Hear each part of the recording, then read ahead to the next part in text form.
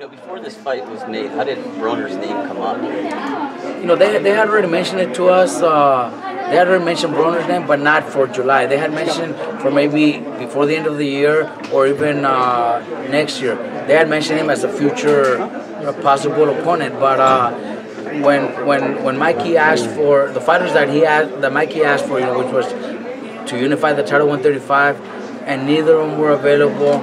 Then Mikey asked for at 140. He said, "What's out there at 140 that's available?"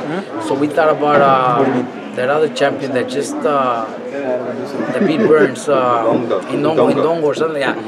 And I believe he also has a mandatory that he has to do, or he was injured in his last fight, so that wasn't available either. And they brought Broner up, and when they brought that name up, it wasn't Steven Espinosa has been saying it. It took 30 seconds for both guys to agree to that fight. It wasn't hard to be made. It was easy. Are you surprised that Mikey is a 5-1 favorite? Do you feel that the fight should be a little closer? You know what? I don't follow that, and I heard that in New York. I was a little surprised because Broner is a solid fighter.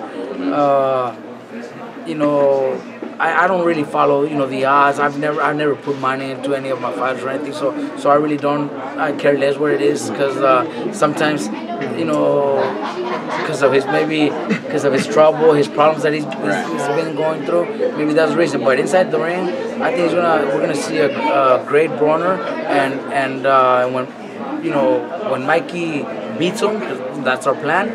Then I want Mikey to get the credit, for beating the best Broner, not one that was the underdog by so much.